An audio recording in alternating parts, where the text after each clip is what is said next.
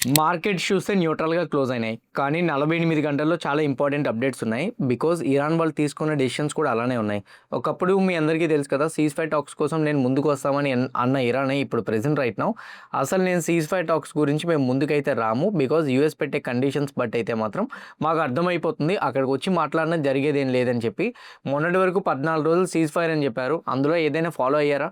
So obviously seize ఫైర్కి ఏదైతే conditions పెట్టుకున్నామో ఆ cease fire కండిషన్స్ని ఉల్లంఘించి యూఎస్ మళ్ళీ అటాక్ చేయడం మొదలుపెట్టింది కదా, మేము ఎందుకు ఇప్పుడు మళ్ళీ రావాలని చెప్పి ఇరాన్ స్టేట్మెంట్ చేస్తుంది. అయితే నెక్స్ట్ 48 అవర్స్ ఒక అప్డేట్స్ ఏంటి, దానివల్ల మార్కెట్ పైన ఎలాంటి కైండ్ ఆఫ్ ఇంపాక్ట్ ఉంటుంది అండ్ అట్లనే ఇక్కడ నుంచి మనం టెక్నికల్ లెవెల్స్ బేస్ చేసుకొని మనం మార్కెట్ని అనలైజ్ చేయాలంటే ఏ విధంగా మనం అనలైజ్ చేసుకుంటాం అండ్ మార్కెట్ ఫర్దర్గా ఎట్టి సైడ్ మూమెంటం ఇచ్చే ఛాన్స్ ఉంది, బేస్డ్ ఆన్ దట్ ఎలాంటి కైండ్ ఆఫ్ లెవెల్స్ని మనం వాచ్ చేయాలన్న దాని గురించి డిస్కస్ చేయాలి. ఇది చాలా చాలా ఇంపార్టెంట్ మనకి ఈరోజు వీడియోలో.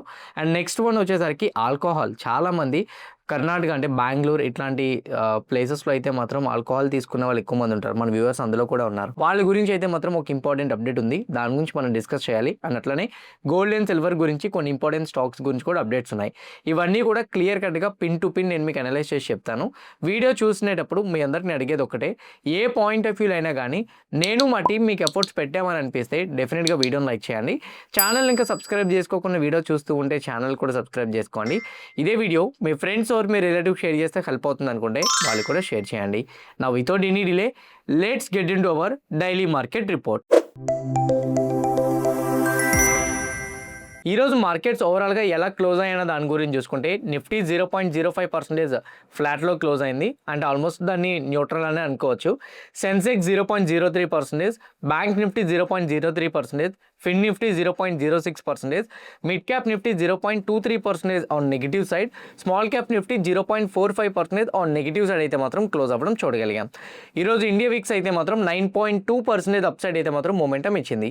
మీ అందరికి ఒక పాయింట్ చెప్పాలి, ఇప్పుడే కాదు ఎప్పుడైనా కానీ markets less than 0.5% and mostly 0.3% కన్నా కానీ తక్కువగా ట్రేడ్ అయితే అది పాజిటివ్ సైడ్ అయినా కానీ నెగిటివ్ సైడ్ అయినా కానీ మార్కెట్స్ న్యూట్రల్గా క్లోజ్ అయ్యాయని చెప్పేసి దాని అర్థం అనమాట. ఇప్పుడు ప్రెసెంట్ రైట్ నిఫ్టీ పరంగా చూసుకున్న 0.05 అంటే అది ఆల్మోస్ట్ న్యూట్రల్ క్లోజ్ అని నేనైతే అనుకుంటున్నాను. This is the first point you have to understand. Okay, next one ఇంకోటి ఏంటంటే, నాకు వార్ అప్డేట్స్తో సంబంధం లేదు, టెక్నికల్గా మార్కెట్స్ని అనలైజ్ చేసి చెప్పు అని అనుకున్న వాళ్ళు ఎవరైతే ఉన్నారో వాళ్ళ కోసం ప్యూర్ టెక్నికల్ అనాలిసిస్ నేను డిస్కస్ చేస్తాను. దాని తర్వాత next 48 hours updates, global market updates గురించి డిస్కస్ చేద్దాం. ఫస్ట్ వన్ వచ్చేసరికి ఈరోజు మొమెంటం ఏదైతే మార్కెట్లో ఇచ్చిందో దాన్ని మనం ఎలా కన్సిడర్ చేసుకోవాలి దాని గురించి మాట్లాడదాం. నిఫ్టీ ఈరోజు 0.03% మనకి ఫ్లాట్లో క్లోజ్ అయింది. ఎప్పుడైనా కానీ అలా ఫ్లాట్లో క్లోజ్ అయితే మనం చూడాల్సినవి 2 పాయింట్స్. ఒకటి, నిఫ్టీలో అన్ని వెయిటెడ్ స్టాక్స్లో కొన్ని వెయిటెడ్ స్టాక్స్ అప్ సైడ్, కొన్ని వెయిటెడ్ స్టాక్స్ డౌన్ సైడ్ ఉండేటట్టు మూవ్ అయిందా, లేదా పర్టికులర్గా ఒక స్టాక్ బాగా పెరిగి అన్ని స్టాక్స్ నెగిటివ్గా వెళ్ళాయా అనేది చూడాలన్నమాట. వాటి ప్రకారంగా చూస్తే కింద మీకు ఇక్కడ స్క్రోల్ చేస్తున్నాను చూడండి, HDFC bank negative, ICICI bank positive, Kotak bank negative, SBI positive and Bajaj finance positive, Shriram finance positive. IT stocks అన్నీ నెగిటివ్గానే ఉన్నాయి. L and T negative, ITC negative, Hindustan Unilever నెగిటివ్గానే ఉన్నాయి. Majority of the weighted stocks అన్నీ కూడా నెగిటివ్గానే క్లోజ్ అయినాయి, కానీ కొన్ని వెయిటెడ్ స్టాక్స్ సపోర్ట్ ఇచ్చినాయి. అందులో ICICI bank, SBI, Shriram finance and same time Bajaj finance. కొన్ని ఫినాన్షియల్ రిలేటెడ్ స్టాక్స్ అయితే మాత్రం పాజిటివ్గా వెళ్ళినాయి, రిమైనింగ్ స్టాక్స్ నెగిటివ్ సైడ్ వచ్చినాయి. కొన్ని వెయిటెడ్ స్టాక్స్ అప్ సైడ్, కొన్ని వెయిటెడ్ స్టాక్స్ డౌన్ సైడ్ రావడంతో న్యూట్రల్గా క్లోజ్ అయింది. పర్టికులర్గా ఒక వెయిటెడ్ స్టాక్ కానీ నిఫ్టీని డ్రాగ్ చేసి ఉన్నా, లేదా పర్టికులర్గా ఒక వెయిటెడ్ స్టాక్ నిఫ్టీకి సపోర్ట్ చేసినా కానీ అప్పుడు మనం నిఫ్టీలో మూవ్ అయిన ఫ్లాట్ని అంత ట్రస్ట్ చేయలేం. కానీ అన్ని స్టాక్స్ న్యూట్రల్గా ఉన్నాయి కాబట్టి మనం వరీ అవ్వాల్సిన అవసరం లేదు. This is the first point. Second one, mid and small caps ఎప్పుడైనా నిఫ్టీకి అగేన్స్ట్గా మూవ్ అయిందో లేదో చూడాలి. లెట్స్ సే నిఫ్టీ ఫ్లాట్లో క్లోజ్ అయింది, mid and small caps +2% move అయింది అనుకోండి, మీరు ఆ ఫ్లాట్లో మూవ్ అయినా కంగారు పడద్దు, మార్కెట్స్లో అంత ఫాస్ట్గా బియర్ మొమెంటం రాదని అర్థం. కానీ ఇక్కడ mid and small cap 0.23% negative, small cap 0.45% నెగిటివ్లో ఉంది. ఎప్పుడైతే mid and small caps negative side move అయినాయో అది కూడా న్యూట్రల్ కాబట్టి సో మార్కెట్స్లో కూడా స్లైట్ బీరిష్ షేడ్ చూపెడుతుందని అర్థం. Third point, India VIX. ఎప్పుడైనా కానీ ఏదైనా ఒక ఇంపార్టెంట్ అప్డేట్ ఉంది అని అనిపిస్తే విక్స్ అనేది పెరిగిపోతుంది. ఇప్పుడు 9% ఒక్క రోజులో ఆల్మోస్ట్ 9% విక్స్ పెరిగి 18.79కి రీచ్ అవ్వడానికి ట్రై చేస్తుంది అంటే 18.79కి వెళ్ళి 20 అబౌవ్ రీచ్ అవ్వడానికి ట్రై చేస్తుంది అంటే అది క్లియర్ ఇండికేషన్ మార్కెట్లో ఏదో ఒక అన్సర్టెనిటీ ఉంది అని అది ఫీల్ అవుతుంది. అది ఏంటి ఆ అన్సర్టెనిటీ, అది న్యూస్లో చెప్పేటప్పుడు నేను మీకు చెప్తాను. అంటే మీకు ప్యూర్ టెక్నికల్ కదా, అవి చెప్పకూడదు, అందుకోసం ప్యూర్ టెక్నికల్ కాబట్టి వీటి గురించి చెప్తున్నా. ఇలాంటప్పుడు ఒక టెక్నికల్ టెక్నికల్గా మీరు అనాలిసిస్ చేస్తున్నప్పుడు ఏం ఫీల్ అవ్వాలి, okay any time up side కానీ డౌన్ సైడ్ కానీ సడన్ మూమెంటం ఇచ్చే ఛాన్సెస్ ఉంటాయి కాబట్టి కొంచెం కేర్ఫుల్గా మనం చూడాలి అని దాని అర్థం అనమాట. అంటే ఏవైనా పొజిషన్స్ని క్యారీ ఫార్వర్డ్ చేస్తుంటే కొద్ది కాషియస్గా ఉండమని విక్స్ మనకు చెప్తుంది కాబట్టి కొంచెం కేర్ఫుల్గా ఉండాలని. అయితే ఈరోజు వచ్చిన ఫ్లాట్ మూమెంటం ఫర్దర్గా అప్ సైడ్ మూవ్ అవుతుందా డౌన్ సైడ్ మూవ్ అవుతుందా, 2 సినారియోస్లో చెప్పొచ్చు. డౌన్ సైడ్ మూవ్ అవుతుందని అనుకుంటే ఇంపార్టెంట్ సపోర్ట్ లెవెల్స్ మీరు డ్రా చేసుకున్నవి ఏమైనా ఉంటే అవి చూడాలి. వీక్లీ అనాలిసిస్లో మనం డ్రా చేసుకున్నవి 23,757 ఫస్ట్ సపోర్ట్, అంటే బీరిష్ షెడ్ మొదలయ్యింది అని అనుకోవడానికైనా కానీ ఇంపార్టెంట్ సపోర్ట్ లెవెల్ దీన్నే చూడాలి. దాని తర్వాత చూడాల్సిన support level 23,300, that is the next support level. First support level break అయితే నెక్స్ట్ సపోర్ట్ లెవెల్ వరకు వెళ్ళడానికి ప్రాబబిలిటీస్ ఉంటాయని అర్థం.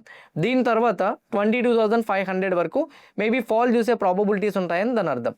ఇప్పుడు నిఫ్టీ 50లో ఏ ఒక్క సపోర్ట్ లెవెల్కి అయినా కానీ రీటెస్ట్ చేయడం కోసమైనా వస్తుందా, రాలేదు.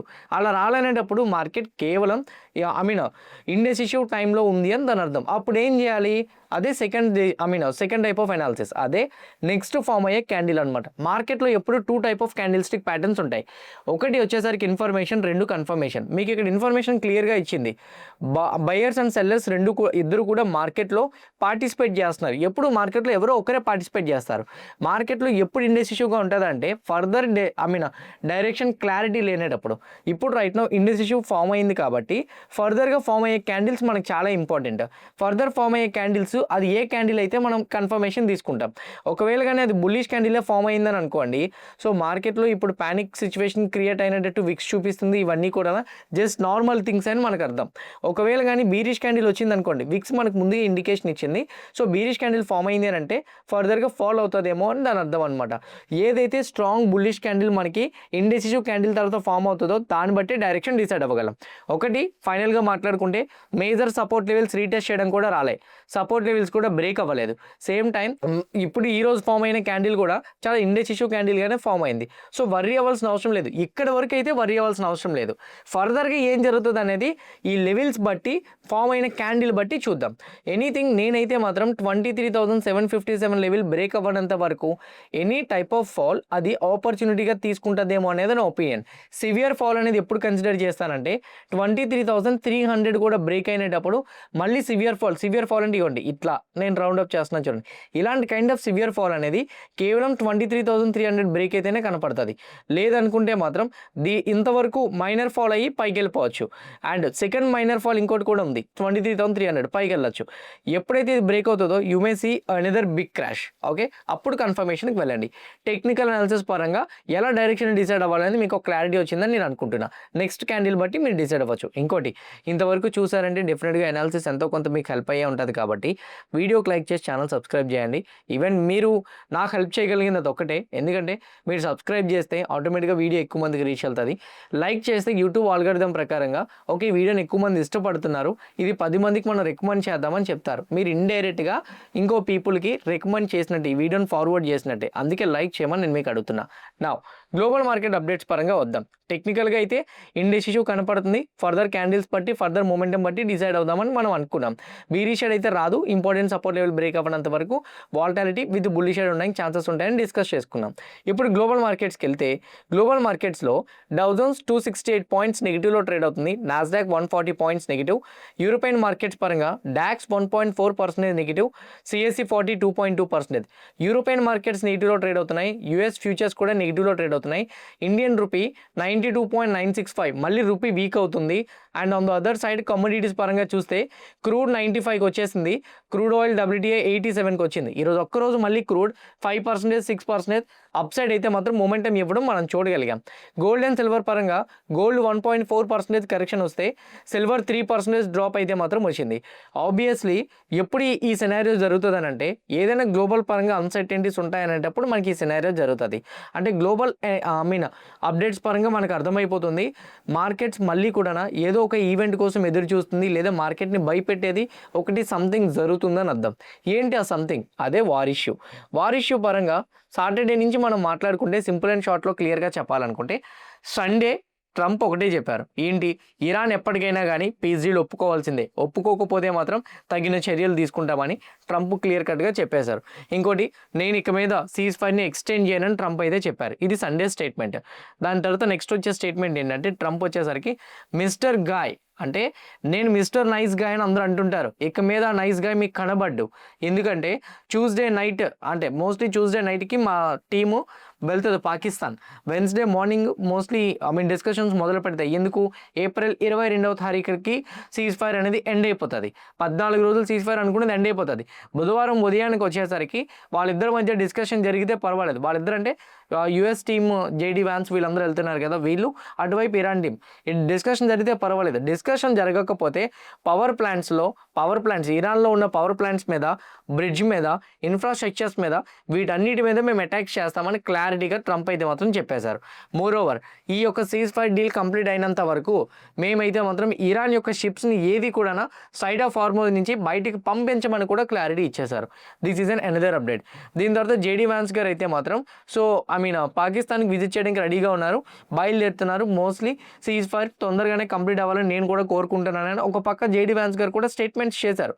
ఇంతవరకు ఇది కూడా బాగానే ఉంది. తర్వాత ఇదే మేజర్ పాయింట్, ఇరాన్ వాళ్ళు ఏం చేశారంటే ఇప్పుడు క్రూడ్ ఇవన్నీ పెరిగిపోవడానికి కారణం, ఇరాన్ వాళ్ళు యుఎస్ సీజ్ ఫైర్ టాక్స్ వెళ్తుంది, ఓకే వస్తున్నాము, డిస్కషన్ చేస్తాము, ఓకే సాల్వ్ చేద్దామని చెప్పడం వేరు. సాల్వ్ చేయకపోతే మిమ్మల్ని కూల్ చేస్తాం, మిమ్మల్ని అంతం చేస్తాం. ఇంకోటి, సీజ్ ఫైర్ ఉన్నంతసేపు మీరు స్ట్రైట్ ఆఫ్ హార్మోజ్ ఓపెన్ చేసి పెట్టాలి, కానీ మా సైడ్ నుంచి అయితే మాత్రం మేము మీ షిప్స్ని వెళ్ళనివ్వము, అలాంటి స్టేట్మెంట్ చేస్తే మేము ఒప్పుకోము. అందుకే ఈ సీజ్ ఫైర్ని క్రాస్ చేసి మా షిప్స్ని వెళ్లకుండా వాళ్ళు చేశారు. కాబట్టి మేము కూడా సీజ్ ఫైర్ రూల్స్ ఏవైతే ఉన్నాయో దాన్ని ఉల్లంఘించి బయటకు వస్తున్నామని చెప్పి టెహ్రాన్ వాళ్ళు ఏం చేశారంటే యుఎస్ యొక్క వార్ షిప్స్ని 2 కూల్ చేశారు.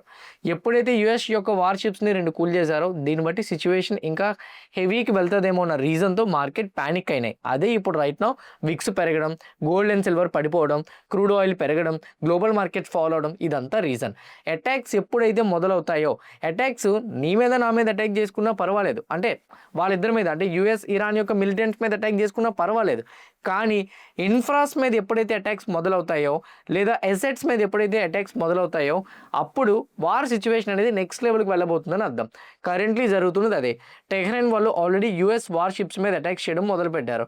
అండ్ దానికి బదులుగా ఇరాన్ వాళ్ళు ఇంకోటి కూడా చెప్పారు, మా డ్రోన్స్ అన్నీ కూడా యుఎస్ సైడ్ నుంచి ఏ ఒక్కటి యుఎస్కి సపోర్ట్ చేసి కార్గో షిప్స్ వచ్చినా, సేమ్ టైం యుఎస్ సైడ్ నుంచి నేవల్ షిప్స్ ఏ వచ్చినా కానీ వాటిని కోల్చడానికి రెడీగా ఉన్నాం, మా మైనింగ్స్ని మళ్ళీ కూడా పెట్టబోతున్నాం, అండ్ సేమ్ టైం వచ్చేసరికి స్ట్రైట్ ఆఫ్ హార్మోజ్ని మళ్ళీ క్లోజ్ చేస్తున్నామని చెప్పి ఇరాన్ వాళ్ళు ఇంకో క్లారిటీ కూడా ఇచ్చారు.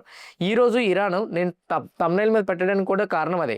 ఇరాన్ ఒకటే చెప్పింది, మేము సెకండ్ రౌండ్ ఆఫ్ టాక్స్కి వెళ్ళట్లేదు, ఎందుకంటే మాకు నమ్మకం లేదు. మేము వెళ్ళాలంటే యుఎస్ ఒకటే మాట్లాడుతుంది, మీ న్యూక్లియర్ డెవలప్మెంట్స్ని ఆపేయమని, మా యురేనియంని ఫ్రీగా ఇచ్చేయమని చెప్తుంది. మేము ఇవ్వబోము. మా మెయిన్ కండిషన్స్ 3 నుంచి 4 ఉన్నాయి. 1, మాకు డ్యామేజ్ అయిన అమౌంట్ ఇచ్చేయమని చెప్తున్నాం. 2, స్ట్రైట్ ఆఫ్ హార్మోజ్ దగ్గర టోల్ ఫీని పే చేసి టోల్ ఫీని తీసుకుంటాం. మాకంటూ ఒక గుర్తింపు అంటూ ఒకటి కలగాలంటే మేము స్ట్రైట్ ఆఫ్ హార్మోజ్ నుంచి డెఫినెట్గా అమౌంట్ని కలెక్ట్ చేయాలి, మా పర్మిషన్ ఉండాలి. That is the second point. Third point వచ్చేసరికి పర్మనెంట్గా సీజ్ ఫైర్ ఉండాలి, ఇక మీద మరి అటాక్ చేయమని చెప్పాలి. ఫోర్త్ పాయింట్ వచ్చేసరికి డెఫినెట్గా మాకైతే మాత్రం న్యూక్లియర్ పవర్ ప్లాంట్స్ మా న్యూక్లియర్ వెపన్స్ని బిల్డ్ చేసుకోవడానికి మాకు యాక్సెస్ ఇవ్వాలని చెప్పారు. ఈ 4 యూఎస్ ఒప్పుకోదు. యూఎస్ చెప్తుంది ఏంటి, మీ దగ్గర ఉన్న యురేనియం మొత్తం ఇచ్చేయమంటుంది. న్యూక్లియర్ వెపన్ రెడీ చేయాలంటే యురేనియం కావాలి, దానికి కావాల్సినంత ఇరాన్ దగ్గర ఉంది, అదంతా ఫ్రీగా ఇచ్చేయమంటుంది. That is the first point. Second point వచ్చేసరికి యూఎస్ ఏం చెప్తే ఇరాన్ అది వినాలని చెప్తుంది. ఆ 2 జరగనివి. అందువల్ల ఎప్పటికీ అది జరగని పాయింట్ కాబట్టి మేము ఎందుకు ఇంకా మళ్ళీ వెళ్ళి నెగోషియేట్ చేయాలని ఇరాన్ వాళ్ళు చెప్తున్నారు. దాన్ని కంప్లీట్గా రిజెక్ట్ చేశారు. ఇది రిజెక్ట్ చేయడంతో 48 గంటలు సీజ్ ఫైర్ టైం కూడా, ఎప్పుడైనా రిజెక్ట్ చేయడం అంటే ఈ స్టేట్మెంట్స్ కామన్ గైస్, నేను చేస్తాను, నేను ఇచ్చేస్తాను, అది చేస్తాను, స్టేట్మెంట్స్ కామన్. కానీ టైం దాటిపోయిన తర్వాత ఏం జరుగుతుంది అనేది ఇంపార్టెంట్. అందుకే నెక్స్ట్ 48 గంటల్లో ఏం జరుగుతుంది అనేది క్లారిటీగా ఉండాలని మనకు చెప్తున్నాను నేను. 48 గంటల్లో 2 థింగ్స్ జరగచ్చు. ఫస్ట్ వన్, వీళ్ళిద్దరి మధ్య మళ్ళీ సీజ్ ఫైర్ కోసం ఒప్పందానికి మళ్ళీ సెకండ్ రౌండ్ ఆఫ్ టాక్స్ జరిగితే మార్కెట్ పాజిటివ్ సైడ్ వెళ్తుంది. This the first point. ఆ సెకండ్ రౌండ్ ఆఫ్ టాక్స్లో కూడా ఫెయిల్ అయ్యి థర్డ్ రౌండ్ ఆఫ్ టాక్స్లో మళ్ళీ డిస్కస్ చేస్తామని అంటే ఏం పర్వాలేదు, ఓకేనా. సో ముందు కూర్చుంటే చాలు. 2, సీజ్ ఫైర్ టాక్స్ జరగకుండా యుఎస్ వాళ్ళు కానీ డైరెక్ట్గా వెళ్ళి ఇరాన్ బ్రిడ్జెస్ మీద, ఇరాన్ పవర్ ప్లాంట్స్ మీద అటాక్ చేయడం మొదలు పెట్టిందనంటే మాత్రం ఇరాన్ కూడా గల్ఫ్ కంట్రీస్ మీద అటాక్ చేస్తుంది. ఇది రెండోది. ఈ రెండోది కానీ జరిగితే నిఫ్టీకి ఒక సపోర్ట్ లెవెల్స్ మాట్లాడుకున్నాంగా టెక్నికల్గా 23,757, 23,300 ఈ సపోర్ట్ లెవెల్స్ డ్రాస్టిక్గా బ్రేక్ అయినా మనం ఆశ్చర్యపోవాల్సిన అవసరం లేదు. రెండోది మ్యాక్సిమం జరగదు అని నేను అనుకుంటున్నా. ఇంకోటి స్టాక్ మార్కెట్ పరంగా పక్కన పెడితే మనకు కూడా డే టు డే లైఫ్లో కాస్ట్స్ అన్నీ పెరిగిపోతాయండి. ఇప్పటికే ఎల్పిజి క్రైసిస్ చూస్తున్నాం, రెస్టారెంట్స్ లేవు. సేమ్ టైం వచ్చేసరికి బయట ఈవెన్ టిఫిన్ హోటల్స్, చిన్న చిన్న హోటల్స్ ఉంటాయి కదా, టిఫిన్ హోటల్స్, చిన్న చిన్న టిఫిన్ కానీ లేకపోతే చిన్న చిన్న రెస్టారెంట్స్, వాళ్ళందరూ ప్రైజెస్ని పెంచేశారు. మనకు శాలరీస్ లేదా మన ఇన్ఫ్లేషన్స్ అట్లానే ఉంటే పర్లేదు, ఇన్ఫ్లేషన్ కూడా పెరుగుతుంది. మన డైలీ వేజ్ ఇన్కమ్ పెరిగినా పర్వాలేదు, మన శాలరీస్ పెరిగినా పర్లేదు, అవేం పెరగకుండా వీటి ప్రైజెస్ పెరిగిపోతే ప్రెజర్ కనపడుతుంది. వార్ ఇంపాక్ట్ అనేది 2-3 రోజుల్లో పోదండి, కొన్ని నెలలు కొన్ని సంవత్సరాలు కూడా లీడ్ చేస్తుంది. అట్లాంటివి జరగకూడదు. సెకండ్ సినారియో జరగకుండా ఉంటే మార్కెట్ ఫాలో అవ్వదు, రెండు మన యొక్క పర్సనల్ లైఫ్ మీద కూడా ఇంపాక్ట్ పడదు. సెకండ్ సినారియో కానీ జరిగితే మాత్రం డెఫినెట్గా ఇంపాక్ట్ ఉంటుంది. నా పాయింట్ ఆఫ్ వ్యూ అయితే మాత్రం జరగదని అనుకుంటున్నా. యూఎస్కి చాలా ఎకానమిక్ పరంగా ప్రెజర్ పడతారు కాబట్టి ఇప్పటికే వాళ్ళ మీద ప్రెజర్ ఉంది. అందుకే ఏదో బయటికి సోషల్ మీడియాలో స్టేట్మెంట్లు చెప్పుకొని యుద్ధం లేదు అది ఇది అని చెప్పి వెళ్ళిపోతున్నారా తప్ప ఈ వార్ని కంటిన్యూ చేయాలన్న ఆలోచన యూఎస్ కూడా లేదు. చేస్తే మాత్రం వారికే నష్టం, అది వాళ్ళకి కూడా తెలుసు. ఎప్పటికైనా ఇరానే గెలుస్తుందని చెప్పి, బట్ ఏదో ఒక స్టేట్మెంట్స్తో ముందుకెళ్తారు. బట్ ట్రంప్ ఎప్పుడు ఎలా ఉంటాడో తెలియదుగా, డైరెక్ట్గా వెళ్ళి అటాక్ చేసినా మనం ఆశ్చర్యపోవాల్సిన అవసరం లేదు. చూద్దాం ఏం జరుగుతుంది అనేది. 48 గంటల్లో సీజ్ ఫైర్ టాక్స్కి వెళ్తే పాజిటివ్, సీజ్ ఫైర్ టాక్స్కి వెళ్ళి థర్డ్ రౌండ్ ఆఫ్ టాక్స్లో మాట్లాడుకుంటామన్నా పాజిటివ్, సీజ్ ఫైర్ టాక్స్కి వెళ్ళి సో కొన్ని కండిషన్స్ ఓకే చెప్పేసినా పాజిటివే. అవేం లేకుండా డైరెక్ట్ అటాక్స్ మొదలు పెట్టుకుంటే మాత్రం negative. So let's wait and see what is going to happen. Okay, now gold, bitcoin, silver, crude వీటన్నిటి గురించి కూడా డిస్కస్ చేయాలి కదా. బిట్ కాయిన్ ఆబ్వియస్లీ మార్కెట్స్ ఎప్పుడైనా అన్సర్టెనిటీ ఉండేటప్పుడు డెఫినెట్గా సేఫర్ అసెట్స్లో మూమెంటం అనేది కనపడుతూ ఉంటుంది. బిట్ కాయిన్ కూడా ఎప్పుడైతే గ్లోబల్ మార్కెట్స్లో యూఎస్ మార్కెట్స్ అంత నెగిటివ్గా రియాక్ట్ అవ్వలేదో బిట్ కాయిన్ కూడా కొంచెం పాజిటివ్ సైడ్ మూమెంటం ఇస్తుంది. అయితే యూఎస్ మార్కెట్స్కి వచ్చిన నెగిటివ్ ఈరోజు ఏదైతే ఉందో బిట్ కాయిన్ ఆల్రెడీ 2 డేస్లో ఆ నెగిటివ్ రియాక్షన్ వచ్చేసింది. నేనైతే మాత్రం ఫర్దర్గా బిట్ కాయిన్లో అయితే ఈ సపోర్ట్ లెవెల్ టచ్ చేస్తే నేను పాజిటివ్ ఎంట్రీ పాయింట్ మళ్ళీ తీసుకుందాం అనుకుంటున్నా, లేదా డైరెక్ట్గా 78,000 బ్రేక్ అయినప్పుడు ఎంట్రీ పాయింట్ అనుకుంటున్నా పొజిషనల్గా అయితే మాత్రం. When it comes to intraday బిట్ కాయిన్కి ఒక ఇంపార్టెంట్ సపోర్ట్ లెవెల్ ఉంది which is 74,000 and psychological number కూడా. ఎనీథింగ్ 74,000 లెవెల్ కానీ బ్రేక్ అయితే మాత్రం మనం 71,500, 70,500 వరకు చూస్తాం. అండ్ ఒకవేళ కానీ ఈ 73,500 కానీ లెవెల్ కానీ బ్రేక్ అవ్వకపోతే మాత్రం 74,000 లెవెల్ కానీ బ్రేక్ అవ్వకపోతే మాత్రం స్లోగా బిట్ కాయిన్ 78,000 వరకు రీచ్ అయ్యే ఛాన్స్ ఉంటుంది. మళ్ళీ చెప్తున్నా, కన్ఫ్యూజ్ అవ్వద్దు. 74,000 సపోర్ట్ లెవెల్ అండి, ఇది బ్రేక్ అయితే 71,500 వరకు కనపడుతుంది. ఓకే, ఇంట్రాడే పరంగా ఒకవేళ కానీ బ్రేక్ అవ్వలేదు అనుకోండి, స్లోగా 78,000 వరకు వెళ్ళొచ్చు. పొజిషనల్గా ఎవరైనా ఇన్వెస్ట్మెంట్ చేద్దాం అనుకుంటే 78,000 బ్రేక్ అయితే 84,500 వరకు చూస్తాం. ఒకవేళ 74,000 డౌన్ సైడ్ బ్రేక్ అయితే మాత్రం మేబీ మనం 71,500 వరకు ఫాల్ అయితే చూస్తాం. ఇది కూడా బ్రేక్ అయితే మాత్రం ఫర్దర్ ఫాల్ 65,000 వరకు చూస్తాం. ఇది బిట్ కాయిన్ పైన అప్డేట్ అయితే మాత్రం. When it comes to gold, అయితే గోల్డ్ ఎందుకు పడిపోతుంది అని మీరు అనొచ్చు. పాయింట్ ఏంటంటే గ్లోబల్ పరంగా సిచ్యువేషన్స్ వీక్ అవుతునేటప్పుడు రూపీ అనేది వీక్ అయిపోతుంటుంది. రూపీ వీక్ అయితే ఇండియాలో గోల్డ్ అండ్ సిల్వర్లో ఇన్వెస్ట్మెంట్స్ ఎవరు చేయరు. ఎందుకంటే gold and silver investments in terms of డాలర్లో చేయాలి. ఎక్కువ డబ్బుల్ని డాలర్లో కన్వర్ట్ చేసుకొని అప్పుడు ఇన్వెస్ట్మెంట్ చేయాలి. కాబట్టి గోల్డ్ అండ్ సిల్వర్ యొక్క మూమెంటం అంత ఫాస్ట్గా కనబడదు అనమాట.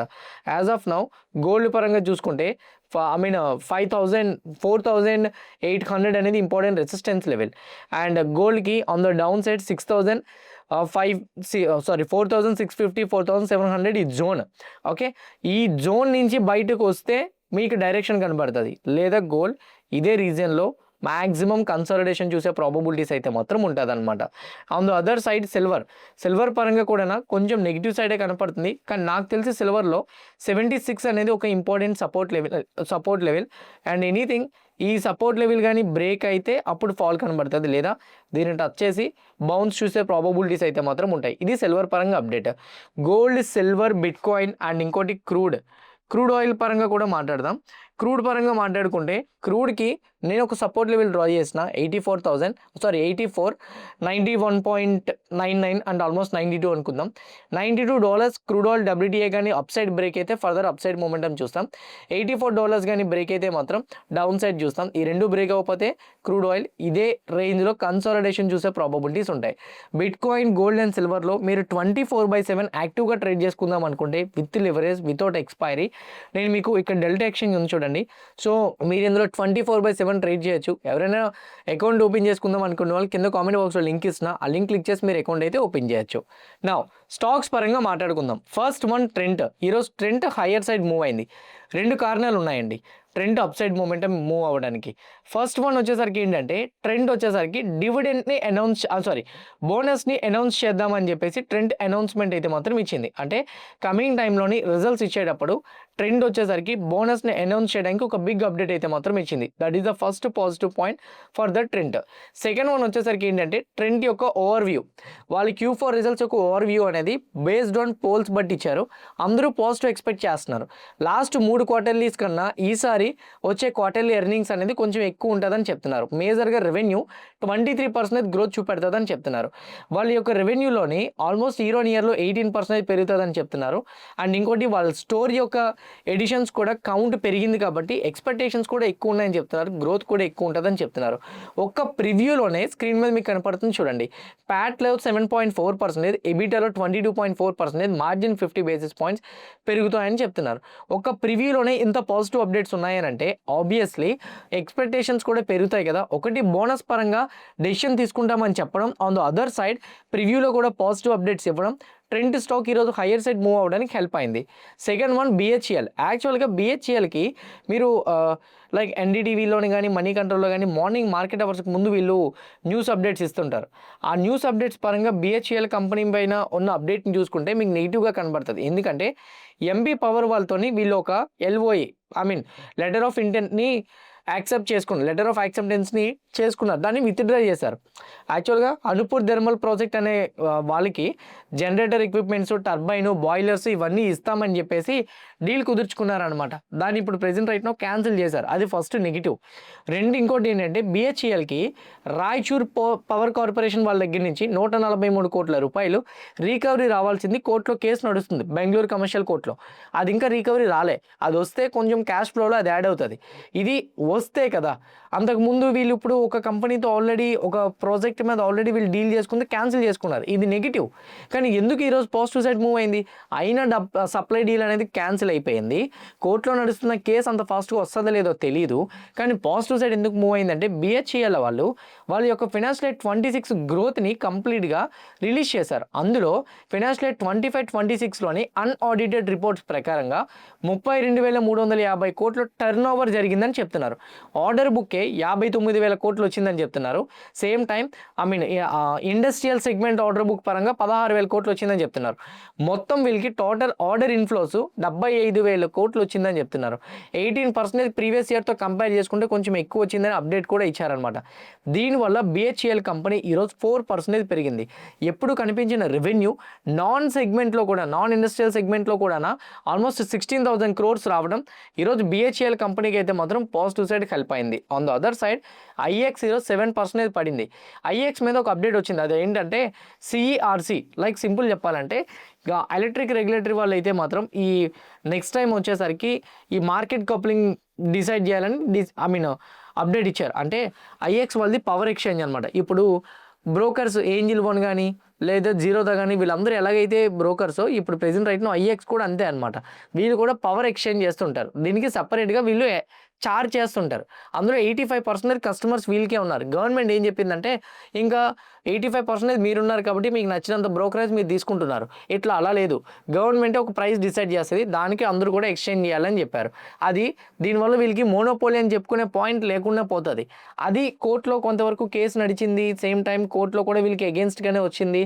సో గవర్నమెంట్ కూడా ఈ డెసిషన్ కంటిన్యూ చేస్తామని చెప్పారు. దీనివల్ల IEX మార్కెట్ షేర్ పోతుందని అప్డేట్ వచ్చింది. ఈరోజు ఈ రెగ్యులేటరీ వాళ్ళు అయితే మాత్రం సెంట్రల్ ఎలక్ట్రిసిటీ రెగ్యులేటరీ కమిషన్ వాళ్ళు అయితే మాత్రం దీన్ని ఇంప్లిమెంటేషన్ చేయడానికి అయితే మాత్రం రెడీగా ఉన్నామని మళ్ళీ అప్డేట్ ఇచ్చారు. దీనివల్ల IEX స్టాక్ మళ్ళీ 6% పడిపోయింది ఈరోజు. అది major reason. On the other side United Breweries upside move అయింది. Radico Khaitan upside move అయింది. కర్ణాటక గవర్నమెంట్ ఈ న్యూస్ ఎప్పుడో వచ్చిందండి, మళ్ళీ రిపీట్ చేశారు ఎందుకంటే మళ్ళీ ఇంప్లిమెంటేషన్లోకి వచ్చిందని. కర్ణాటక గవర్నమెంట్ వాళ్ళు ఒక అప్డేట్ తీసుకొచ్చారు. ఏంటంటే ఇప్పుడు ఆంధ్రప్రదేశ్లో కానీ తెలంగాణలో కానీ వేరే స్టేట్స్లో ఆల్కహాల్ మీద ట్యాక్సేషన్ ఎట్లా ఇస్తారు ప్రైజింగ్ బట్టి కదా. కర్ణాటకలోని ఈ ఆల్కహాల్ వాళ్ళకి అందరికీ కూడా ఫ్రీ హ్యాండ్స్ ఇచ్చారు. మీరు ఎంత ప్రైస్ అయినా పెంచుకోండి, మేము ప్రైస్ లిమిట్ అయితే పెట్టాం. తెలంగాణలోని ఆల్కహాల్ ప్రైజెస్ పెంచడానికి గవర్నమెంట్ ఒప్పుకోదు. అర్థమైందా? ఎందుకంటే తెలంగాణ గవర్నమెంట్ వచ్చేసరికి పర్టికులర్గా కొన్ని క్యాప్స్ పెడుతుంది, దానికి తగ్గట్టుగా ఆల్కహాల్ లిమిట్ పెట్టుకోవాలి. ఎందుకంటే మెజారిటీ ఆఫ్ ద ట్యాక్స్ అనేది ఆల్కహాల్ మీద గవర్నమెంట్కి ఎక్కువ వస్తుంది. అంటే సింపుల్ చెప్పాలంటే ఆల్కహాల్ ప్రైస్ తక్కువండి, దాని మీద ట్యాక్స్ గవర్నమెంట్ ఎక్కువ వేస్తుంది, అందువల్ల ఆల్కహాల్ ప్రైస్ ఎక్కువ ఉంటుంది. కర్ణాటక గవర్నమెంట్ ఏం చెప్పిందంటే మేము ప్రైస్ లిమిట్ ఏమీ చెప్పము, మీకు నచ్చిన ప్రైస్ పెట్టుకోండి, మాకు ట్యాక్స్ ఇచ్చేయండి అని అన్నది. రెండు ఇంకోటి ఏంటంటే Karnataka government percentage of alcohol బట్టి ట్యాక్స్ వేస్తానని చెప్పింది. లెట్సే బియర్ కానీ స్కాచ్ కానీ ఇట్లాంటి వాళ్ళకి ఇట్లాంటి వాటికి వచ్చేసరికి ఆల్కహాల్ పర్సంటేజ్ తక్కువ ఉంటుంది. లైక్ పెద్ద పెద్ద బ్రాండ్స్ ఏవైతే ఉన్నాయో వాటిలో ఆల్కహాల్ పర్సంటేజ్ ఎక్కువ ఉంటుంది. బేస్డ్ ఆన్ ఆల్కహాల్ పర్సంటేజ్ మేము ట్యాక్సేషన్ వేస్తామని చెప్పారు. ఇప్పుడు బియర్స్ స్కాచెస్ అవన్నీ కూడా తక్కువ ఆల్కహాల్ పర్సంటేజ్ కాబట్టి వాటి మీద తక్కువ ఛార్జ్ చేస్తారు. సో వేరే బ్రాండ్స్ ఏవైతే ఉంటాయో వేరే ఆల్కహాల్ పర్సంటేజ్ ఎక్కువ ఉన్న పాయింట్స్ వాటికి ఎక్కువ ప్రైసింగ్ పడుతుంది అనమాట. ఇప్పుడు కర్ణాటకలోని ఎవరైతే ఈ బియర్స్ని ఎక్కువగా తీసుకుంటూ ఉంటారో వీళ్ళందరికీ అది పాజిటివ్, కానీ ఆల్కహాల్స్ ఎవరైతే హై బ్రాండ్స్ కొనుక్కుంటారో వాళ్ళకి నెగిటివ్, వాటి ప్రైజెస్ బాగా పెరిగిపోతుంది. కానీ ఓవరాల్గా చూసుకుంటే ఈ ఆల్కహాల్ రిలేటెడ్ కంపెనీస్కి అది ప్రైస్ పెంచుకోవడానికి ఒక పాజిటివ్ అప్డేటే కాబట్టి ఈరోజు ఇవన్నీ కూడా హయ్యర్ సైడ్ మొమెంటం ఇచ్చినాయి. బీఎస్సీ స్టాక్ ఈరోజు నెగిటివ్ సైడ్ వచ్చింది. బీఎస్సీ స్టాక్ నెగిటివ్గా రావడానికి ఎఫ్ అండ్ ఓలో బీఎస్సీలో వాల్యూమ్స్ 19 to 40% డ్రాప్ అయినాయంట. ఇండెక్స్ ఆప్షన్స్ అయితే 19% వరకు డిక్లైన్ అయిందని చెప్తున్నారు టోటల్ వాల్యూమ్. అందువల్ల బీఎస్సీ స్టాక్లో ఈరోజు డిక్లైన్ కూడా కనిపించింది. బ్యాంక్ ఆఫ్ మహారాష్ట్ర ఈరోజు 5% అప్సైడ్ మొమెంటం ఇవ్వడానికి వచ్చింది. దానికి కారణం బ్యాంక్ ఆఫ్ మహారాష్ట్ర వాళ్ళ యొక్క ఎర్నింగ్స్ కూడా వచ్చినాయి. బ్యాంక్ ఆఫ్ మహారాష్ట్ర ఎర్నింగ్స్ పరంగా చెక్ చేసుకుంటే ఇక్కడ మీరు క్లియర్గా చూడండి, లాస్ట్ టైంతో కంపేర్ చేసుకుంటే టాప్ లైన్ 6,325 నుంచి 7,344 టాప్ లైన్ అయితే ఇంప్రూవ్మెంట్ అయ్యింది. బాటమ్ లైన్లో 1412 crores నుంచి 1799 crore అయితే మాత్రం వచ్చింది. నెట్ ఎన్పిఏ గ్రాస్ ఎన్పిఏ పరంగా గ్రాస్ ఎన్పిఏ 1.8 నుంచి 1.6% డిక్లైన్ వచ్చింది. ఇదంతా లాస్ట్ టైం. ఈసారి అయితే మాత్రం నెంబర్స్లో బ్యాంక్ ఆఫ్ మహారాష్ట్ర వాళ్ళ నెంబర్స్ పరంగా చెక్ చేసుకుంటే లాస్ట్ టైం నెంబర్స్తో కంపేర్ చేసుకుంటే బ్యాంక్ ఆఫ్ మహారాష్ట్ర వాళ్ళవి ఆల్మోస్ట్ 14.9 billions నుంచి 20 billion రూపీస్ అయితే వచ్చింది. గ్రాస్ ఎన్పిఏ నెట్ ఎన్పిఏ పరంగా గ్రాస్ ఎన్పిఏ 1.45% డిక్లైన్ వచ్చింది. నెట్ ఎన్పిఏ 0.13% డిక్లైన్ వచ్చింది. 0.13 అంటే ఇక్కడ లాస్ట్ టైం ఎంత 0.15, ఈసారి 0.13 పాజిటివ్. అండ్ సేమ్ టైం వచ్చేసరికి గ్రాస్ ఎన్పిఏ లాస్ట్ టైం ఎంత 1.6, ఈసారి 1.45 వచ్చింది. ఎర్నింగ్స్ పరంగా లాస్ట్ టైం ఏమో 1799 crore వచ్చింది కదా, ఈసారి ఏమో ఆల్మోస్ట్ 2000 crores అయితే మాత్రం ప్రాఫిట్ వచ్చింది. బ్యాంక్ ఆఫ్ మహారాష్ట్ర యొక్క నెంబర్స్ కూడా పాజిటివ్గానే వచ్చినాయి అనమాట. ఇవి మేజర్గా ఉన్న అప్డేట్స్ అయితే. ఇంకేమైనా అప్డేట్స్ ఉంటే మార్నింగ్ ప్రీ మార్కెట్ అనాలిసిస్లో నేను మీకు చెప్తాను. వీడియో ఎంతవరకు చూసారంటే డెఫినెట్గా మీకు కాంటెంట్ హెల్ప్ అయింది అనుకుంటున్నా. ఎవ్రీథింగ్ హెల్ప్ అయింది అనుకుంటే వీడియోని లైక్ చేయండి. ఛానల్ ఇంకా సబ్స్క్రైబ్ చేసుకోకుండా వీడియో చూస్తూ ఉంటే ఛానల్ కూడా సబ్స్క్రైబ్ చేసుకోండి. ఇదే వీడియో మీ ఫ్రెండ్స్ ఆర్ మీ రిలేటివ్స్ షేర్ చేస్తే హెల్ప్ అవుతుంది అనుకుంటే వాళ్ళు కూడా షేర్ చేయండి. See all tomorrow morning at 8 AM in pre market analysis. Bye bye.